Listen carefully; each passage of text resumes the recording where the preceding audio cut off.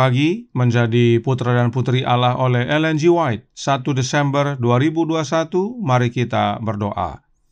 Bapa kami yang di sorga, Allah pencipta langit dan bumi, laut dan segala isinya, Allah yang maha besar, maha kuasa, sumber segalanya, yang kami sembah selalu melalui anak-Mu yang tunggal, Yesus Kristus. Terpujilah Yesus, anak Allah yang maha tinggi, yang adalah satu-satunya jalan dan kebenaran dan hidup bagi kami. Pada pagi hari ini kami bersyukur boleh bangun dan berbakti, dan sebagaimana membaca dan mendengarkan nasihat firman-Mu, kiranya ini menjadi pembaharuan bagi masing-masing kami, karena sekaranglah waktu pemeteraian itu. Beserta kami sepanjang perbaktian ini, kehendak-Mu yang jadi, ampun kami akan dosa dan salah, karena kami berdoa hanya dalam nama anak Allah yang tunggal, Yesus Kristus, yang adalah Tuhan dan Juru Selamat kami. Amin. Renungan hari ini akan dibacakan oleh Saudara Amir Siregar. Silakan Saudara Amir. Terima kasih, selamat pagi Bapak Ibu Saudara sekalian yang kekasih dalam Tuhan Yesus Kristus. Renungan pagi kita di bulan Desember ini dengan subjudul Allah memeteraikan mereka yang akan mewarisi kerajaannya. Hari ini tanggal 1 Desember, judulnya sekaranglah waktu pemeteraian itu. Ayatnya terdapat dalam Wahyu 7 ayat 3. Katanya, janganlah merusakkan bumi atau laut atau pohon-pohon sebelum kami memeteraikan hamba-hamba Allah kami pada dahi mereka. Sekarang setan sedang menggunakan segala cara di waktu pemeteraian ini untuk menjauhkan pikiran umat Allah dari kebenaran zaman ini dan menyebabkan umat itu bimbang. Saya melihat ada suatu penutup pelindung yang Allah sedang buka di hadapan umatnya agar mereka dilindungi pada masa kesusahan. Dan setiap jiwa yang memutuskan berada di pihak kebenaran dan yang hatinya suci, haruslah ditutupi dengan perlindungan yang maha kuasa. Setan mengetahui hal ini, maka ia pun bekerja dengan kuasa yang besar untuk membuat sebanyak mungkin hati orang bimbang dan tidak teguh pada kebenaran. Saya melihat bahwa setan sedang bekerja untuk membingungkan, menipu, dan menarik umat Allah tepat pada waktu pemeteraian ini. Saya melihat beberapa orang yang tidak berdiri dengan teguh demi kebenaran zaman ini. Lutut mereka sedang gemetar dan kaki mereka tergelincir karena mereka tidak menjejakkan kaki dengan teguh pada kebenaran. Setan sedang mencoba segala sesuatu yang ia ketahui untuk menahan mereka pada posisi mereka. Hingga waktu pemeteraian itu berlalu, hingga penutup pelindung itu sudah ditarik dari umat Allah, dan mereka pun ditinggalkan tanpa perlindungan atas murka Allah yang bernyala-nyala dalam 7 malapetaka yang terakhir. Kita dibawa keluar dari kegelapan dunia ini ke dalam terang Allah yang ajaib itu. Jikalau kita menerima peta Allah, jikalau jiwa kita dibersihkan dari segala kejatuhan moral, maka meterai Allah itu pun akan ditaruh pada dahi kita dan kita pun akan bersedia untuk berbagai peristiwa terakhir dalam sejarah dunia ini. Tetapi kita tidak mempunyai waktu lagi. Semakin kita mempelajari hidup Kristus dengan hati yang hendak mengetahui, maka kita semakin menjadi seperti Kristus. Waktu pemeteraian itu sangat singkat dan segera akan selesai. Sekaranglah waktunya, sementara keempat malaikat itu masih menahan keempat mata angin untuk meneguhkan panggilan dan pilihan kita. Demikian bacaan renungan kita pada pagi hari ini. Tuhan Yesus memberkati. Terima kasih atas penata layanan Saudara Amir. Tuhan Yesus memberkati. Selamat pagi saudaraku dalam Tuhan. Sehubungan dengan meterai, perlu kita ketahui bahwa hanya ada 2 kelompok. Roh Nubuat berkata dalam The Review and Herald, Januari 30 tahun 1900, artikel A, paragraf 4, berbunyi, hanya ada 2 golongan. Masing-masing kelompok ditandai dengan jelas, apakah dengan meterai Allah yang hidup ataupun dengan tanda binatang atau patungnya. Sekarang, kita perlu ketahui apakah meterai Allah yang hidup tersebut, agar kita menjadi kelompok yang menerima meterai Allah yang hidup. Roh Nubuat menyatakan dalam manuskrip 173 tahun 1902 paragraf 25 berkata, segera setelah umat Allah dimeteraikan di dahi mereka, ini bukanlah meterai atau tanda yang dapat dilihat, melainkan penetapan dalam kebenaran, baik secara pikirani maupun rohani, sehingga mereka tidak bisa goyah. Segera setelah umat Allah dimeteraikan dan disiapkan untuk penantian, hal itu akan tiba. Sesungguhnya itu sudah mulai. Meterai yang dimaksudkan tidak bisa dilihat, sebab itu adalah penetapan dalam kebenaran, baik secara pikiran maupun rohani. Kebenaran apakah yang dimaksudkan? Renungan hari ini berkata dalam Menjadi Putra dan Putri Allah halaman 354 paragraf pertama, berbunyi, "Sekarang setan sedang menggunakan segala cara di waktu pemeteraian ini untuk menjauhkan pikiran umat Allah dari kebenaran zaman ini dan menyebabkan umat itu bimbang." Kebenaran yang dimaksudkan adalah kebenaran masa kini atau zaman ini. Apakah kebenaran masa kini tersebut? Mari kita baca penjelasannya dalam The Review and Herald Maret 9 tahun 1911 paragraf 15 yang berkata, "Kebenaran masa kini mengenai perintah-perintah Allah dan iman kepada Yesus belum disuarakan sebagaimana mestinya."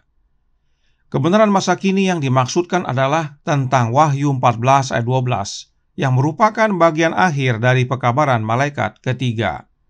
Apakah buktinya dan apakah maknanya dari pekabaran masa kini tersebut? Mari kita ikuti penjelasan berikut ini. Menjadi Putra dan Putri Allah halaman 25 paragraf 3. Allah telah menjelaskan dalam sabdanya syarat-syarat atas mana tiap-tiap jiwa akan dipilih kepada hidup kekal, yakni penurutan kepada perintah-perintahnya melalui iman dalam Kristus. Mereka yang dipilih kepada hidup yang kekal adalah mereka yang menurut kepada perintah Allah dan iman di dalam Yesus. Perintah Allah kita sudah tahu, yaitu hukum Allah. Nah, apakah iman dalam Yesus itu? Dan apakah itu sama dengan iman kepada Yesus? Mari kita baca penjelasannya dalam Selected Messages buku ketiga halaman 168 paragraf 2. Berbunyi, "Iman kepada Yesus telah diabaikan dan diperlakukan dengan cara yang acuh tak acuh dan ceroboh. Itu tidak menduduki posisi penting sebagaimana yang diungkapkan kepada Yohanes. Iman dalam Kristus sebagai satu-satunya harapan orang berdosa sebagian besar telah ditinggalkan. Tidak hanya dari ceramah yang diberikan, tetapi juga dari pengalaman kerohanian dari banyak orang yang mengaku percaya pada pekabaran malaikat ketiga." Inilah buktinya dan inilah penjelasannya. Melalui kutipan ini, iman kepada Yesus atau faith of Jesus adalah sama dengan iman di dalam Yesus atau faith in Jesus. Sebab keduanya diabaikan, ditinggalkan, padahal itu adalah bagian dari pekabaran malaikat ketiga. Apakah iman kepada Yesus tersebut atau iman dalam Yesus? Selected Messages buku ketiga dalam halaman 172 paragraf 3 melanjutkan, "Iman kepada Yesus, hal itu dibicarakan tetapi tidak dipahami. Apa yang dimaksud dengan iman kepada Yesus yang menjadi bagian dari pekabaran malaikat ketiga? Yesus menjadi penanggung dosa kita sehingga Dia bisa menjadi juru selamat kita yang mengampuni dosa. Dia diperlakukan sebagaimana kita sepantasnya diperlakukan. Dia datang ke dunia kita dan menanggung dosa kita agar kita bisa mengambil kebenarannya. Dan iman dalam kemampuan Yesus untuk menyelamatkan kita dengan berlimpah dan sepenuhnya dan seluruhnya adalah iman kepada Yesus." Inilah penjelasan tentang iman kepada Yesus, yaitu iman dalam kemampuan Yesus untuk menyelamatkan kita. Jadi bila mana kita buat persamaannya adalah menuruti perintah Allah sebagaimana Wahyu 14 ayat 12 sama dengan penurutan hukum, dan iman kepada Yesus adalah iman dalam kemampuan Kristus untuk selamatkan kita. Karenanya kehidupan kekal itu bukan hanya penurutan hukum, kehidupan kekal itu bukan hanya iman dalam Yesus atau iman dalam kemampuan Yesus untuk selamatkan kita, tetapi kehidupan kekal itu adalah kedua-duanya, yaitu menuruti perintah Allah dan iman dalam kemampuan Kristus untuk selamatkan kita.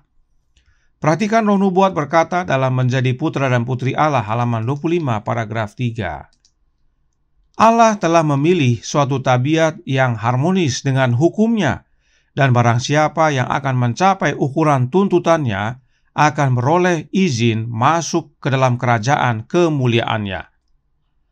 Allah memilih karakter yang selaras dengan hukumnya, sebab hukum Allah adalah salinan karakter Allah, sebagaimana yang kita sudah pelajari dalam pekabaran sebelumnya. Jadi, pekabaran masa kini adalah penurutan kepada hukum Allah dan iman kepada Yesus, dan semuanya itu berfokus kepada karakter. Sebab karakter Allah itulah yang menjadi izin masuk ke dalam kehidupan yang kekal. Oleh karena itu, The Review and Herald Mei 21 tahun 1895 paragraf 5 menyatakan, meterai Allah yang hidup akan dikenakan hanya kepada mereka yang memiliki keserupaan dengan Kristus dalam karakter. Kenapa? Sebab meterai Allah yang hidup itu ada hubungannya dengan kebenaran masa kini. Dan kebenaran masa kini adalah penurutan hukum Allah dan iman kepada Yesus, dan semuanya berfokus memiliki karakter yang selaras dengan karakter Allah. Karenanya tidak heran meterai Allah yang hidup itu hanya diberikan kepada mereka yang karakternya serupa dengan karakter Kristus. Oleh karena itu, Roh Nubuat mengamarkan dalam Testimonies for the Church volume 5 halaman 216 paragraf 2 yang menyatakan, meterai Allah tidak akan pernah dikenakan pada dahi pria atau wanita yang cemar. Meterai itu tidak akan pernah dikenakan pada dahi pria atau wanita yang ambisius dan cinta dunia. Itu tidak akan pernah dikenakan pada dahi kaum pria atau kaum wanita yang berlidah palsu atau berhati penipu. Semua orang yang menerima meterai itu haruslah tak bernoda di hadapan Allah, calon-calon ke sorga. Sekarang pertanyaannya adalah bagaimana caranya untuk memiliki karakter Kristus? Karena hanya yang memiliki karakter Kristus yang menerima meterai Allah. Dan kebenaran apakah yang setan berusaha jauhkan dari pikiran umat Allah? Manuskrip Releases volume 21 halaman 117 paragraf 3 menyatakan, jika kita percaya pada diri kita sendiri, kita pasti akan jatuh. Kristus berkata, tinggallah dalam aku dan aku di dalam kamu. Sama seperti ranting tidak dapat berbuah dari dirinya sendiri kalau ia tidak tinggal pada pokok anggur. Demikian juga kamu tidak berbuah jikalau kamu tidak tinggal di dalam aku. Buah apakah yang akan kita hasilkan? Buah roh, ialah kasih, sukacita, damai sejahtera, kesabaran, kemurahan, kebaikan, kesetiaan, kelemah lembutan, penguasaan diri. Tidak ada hukum yang menentang hal-hal itu. Bila kita tinggal dalam Yesus dan Yesus dalam kita, maka kita berbuah, dan buah yang kita hasilkan adalah buah-buah roh, sebagaimana yang dinyatakan dalam Galatia 5 ayat 22 dan 23. Sebab itulah karakter Kristus. Lalu, bagaimana Kristus tinggal dalam hidup kita?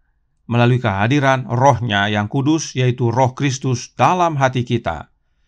Buah-buah roh itu adalah hasil pekerjaan Kristus dalam hati kita, dan oleh karenanya Roh Nubuat berkata dalam Menjadi Putra dan Putri Allah halaman 34 paragraf 4.